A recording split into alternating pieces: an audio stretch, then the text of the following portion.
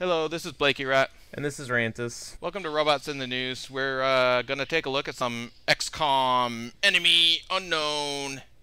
And you're going to see the greatest XCOM commander in the world playing the game. It's going to be pretty exciting. The greatest.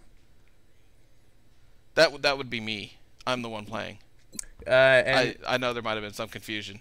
And for those of you at home, I think you should start keeping score of how many people Blakey gets killed. Oh, it's going to be a lot. It's going to be a lot.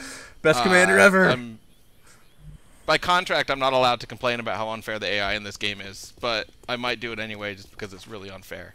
So anyway, as you can see, I'm already like in the section here. So XCOM is I don't know what you call it, turn-based tactics, I guess, game where you have like 5 soldiers or actually 6 soldiers you control. You basically control a a little squad. Yeah.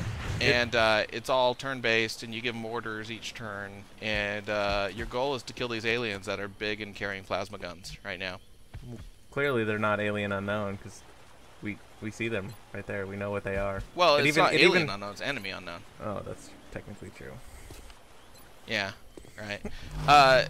So, Randus, you're allowed to criticize my tactics here if I do something really stupid. Oh, that was dumb. Oh my God, why'd you do that?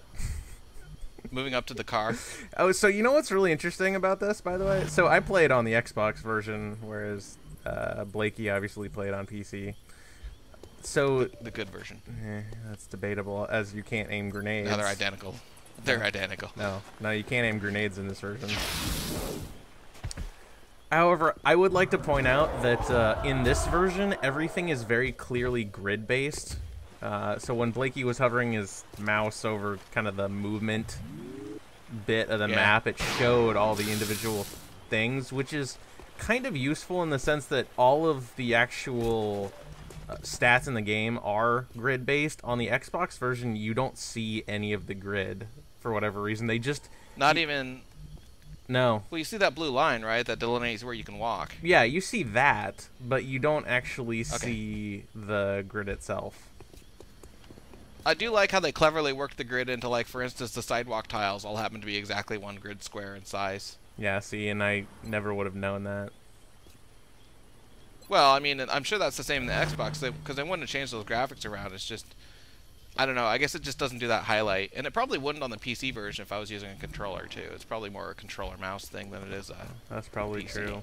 Xbox do we get thing, right? Just out of curiosity, do we get to see the ridiculous grenade, not bug, but weird UI? Maybe in a later combat. I honestly can't remember if it's in this combat or not. I'll just explain what's happening now. So my troops get this thing called a reaction shot. You can put them in Overwatch mode, which basically says, stay under cover, but if you see an alien move, take a shot. Ooh, man, that alien's really close to my dude there.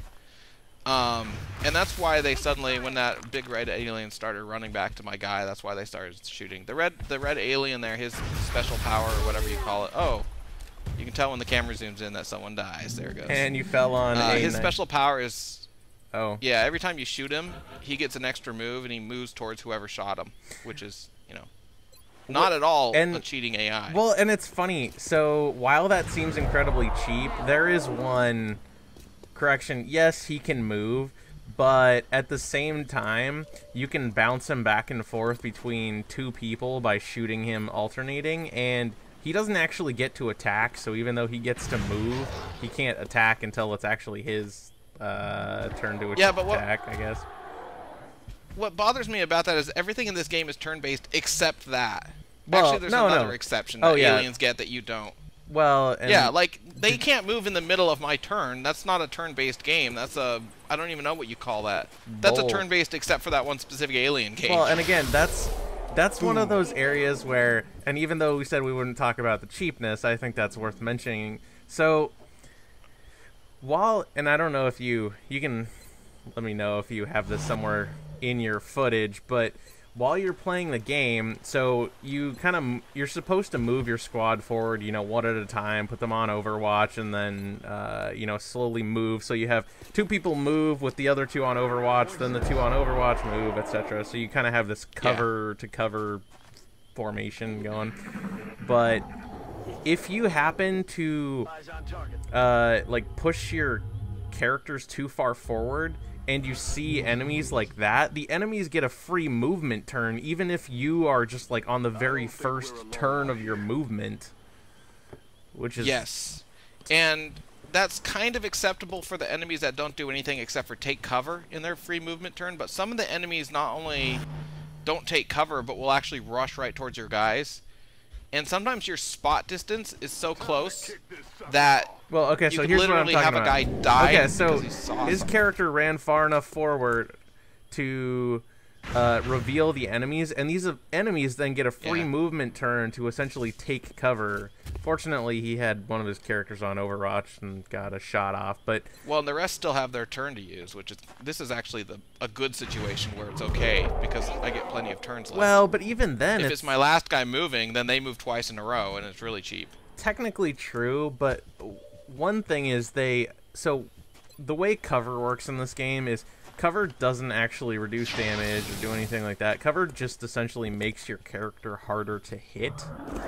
And there's two types of cover, essentially. There's partial cover, which is where you're kind of crouched down behind it, and you can see it's like a half shield icon. And then there's full cover, which gives you, you know, a much larger bonus to evasion, I guess. But the one thing is, if the enemies get a chance to move to cover, they're much harder to hit in your turn than they would be if they hadn't moved. Like, if you'd surprised them in the open and shot at them, so... Yeah, the end effect is that it's literally impossible to get them by surprise. Yes. You just can't do it. Yes. Because they always know. It is literally impossible, which is... I mean, I bet what they did is they tested that, and they found out that the game was probably too easy. I should actually mention that I'm playing on easy right now. This is easy. And I've already had a guy die on this mission. Although this is, to be fair, this is... I don't know. How far would you say I am through the tech tree? How advanced am I in this game? I might be close to the end. I'd say fairly close. So every weapon variant... I just deployed light plasma. Yeah, so the light plasma rifle. In fact, you can see half of my guys don't even have it yet. Half of my guys are still using lasers. Oof. Ow. Damn. He attacked you through cover. That was interesting. I don't think Yeah, they can shoot through gravestones somehow. I don't know. Those tombstones are crappy cover, but this map, like, you'll come across this map every, I don't know, 10 games or so, and it really has nothing for cover other than tombstones, and they really suck because they break. What I find funny is when no you're matter that what close, and you don't have a 100% chance to hit sometime, you're just kind of like, really? Really? Yeah, well, I had a guy miss at that range, and he got killed in the next turn. And you know what? I didn't bother using my medic to revive him because screw that guy. That guy pissed me off. It's like you had a 92% chance to hit, and you didn't hit him, and then you died. And I'm like, good. I'm glad you died. Yeah, you were a Anyway, failure. so I killed... yeah, I killed all the gorilla-like aliens. Now we have this UFO. This UFO is going to be really nasty and throw a grenade. And grenades... are the devil. They're kind of hard to do anything about because you can, well, you can't really spread your guys out enough to make them immune to grenades because then they also get like completely bum rushed. You can, but you have to be very careful about it, as you pointed out, and it's one of those things like the enemies even on easy are smart enough to take advantage of grenades and just use them to completely obliterate you. Oh yeah, they don't even bother throwing the grenade unless they're going to hit at least 2 people. Oh, Have yeah. you noticed that? The AI is smart enough to not waste them. Although I don't know how many of those guys get. They might be infinite. I don't know. I've never seen them throw more than 2 in a match, I guess. Well, So I've never seen a single alien throw more than 1, but usually if they throw 1, I get so pissed off that I just have every single person just... Well, first of all... There it comes.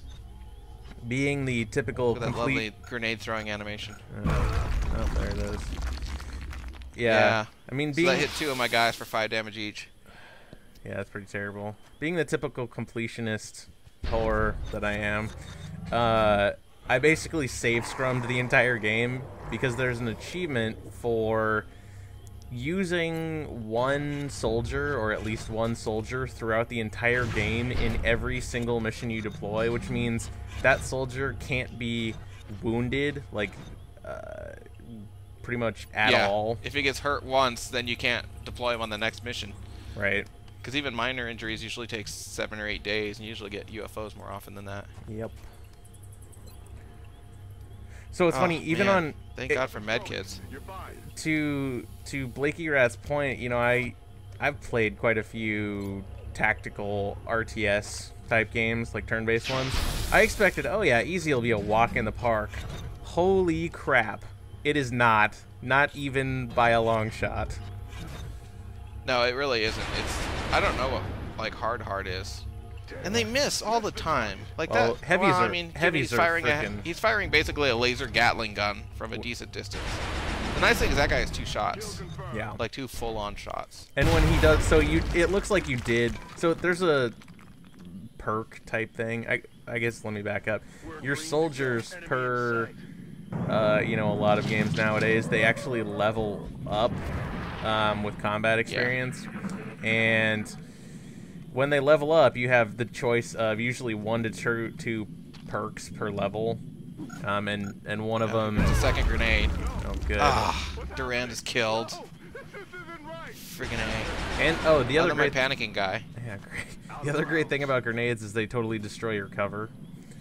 So if you had cover, you no longer do. Well, these tombstones, like I said, these tombstones are so fragile anyway. They're barely cover in the first place. Well, but anything destroys tombstones. Well, that's true. However, even if you're on an alien ship, the grenades will blow up entire walls. Yeah, it really bothers me how easy it is for the aliens to blow up their own spaceship. But I guess we'll see that in the next combat section in a little while. Here's the grenade interface. Can you tell it how wonky? I mean, it looks like it's working pretty well right now. It gets sometimes wonky if you're trying to move the grenade to the extent of your range. I decided on to action throw though. You should do, since I mentioned it earlier, you should explain to them what the nice UI bug with the grenade throwing is. It's kind of hard to imagine, but if you, I don't know. It's like the grenade tries to rubber band on enemies. It's really hard to describe, but it tries to rubber band so that if your mouse is next to an enemy, it'll try to rubber band on the enemy. But if the enemy is like close to the edge of the grenade, it'll kind of keep like flopping back and forth, and it kind of makes your mouse kind of slide. Like the camera will move without your mouse moving. I don't know. It's hard to explain. It's really wonky. How's that? That was a terrible explanation. Just trust me, it's wonky. Anyone who's played this game on PC can... Yeah, okay. The other thing that's wonky is the camera. In fact, let's just say the camera is wonky. The camera does so many wonky things in this game. And you'll see later on that I'm fighting a match, and oh, look, aliens, another grenade. Another grenade. Oh, God. Another... Jeez. And this guy's panicked now. See, now, Mantis, you're saying when your guys are panicked, they always do an extra attack and, like, get a kill. But my guys, when they panic, all they do is hunker down. Oh, yeah, my... generally. Well, I was saved, you know, basically saving and loading so much that even when people did panic, which was very rare, they tended to sit in place and just spray at everybody, which ended up resulting in them actually getting more kills. You can see the grenade thing kind of happening right there. The camera's flying out from underneath my mouse. Oh, man. So, what was that, 2 dead so far? I think it's 3, or maybe 1 severely or critically injured. It's going to be 3 total in this match, I'm pretty sure, if I remember right. Oh, there's a death. This might be the 3rd here. Yep. Yeah. You can tell there's going to be a death because they do the dramatic kill cam and they zoom the camera over the shoulder whoever's shooting and all that fun stuff. Yeah. Like, that's probably a kill, yeah. That chick is awesome. What's her name? XCOM operatives lost. Rating poor. 3. Poor. That's easy. That's on easy. That was also in Australia, by the way, just FYI.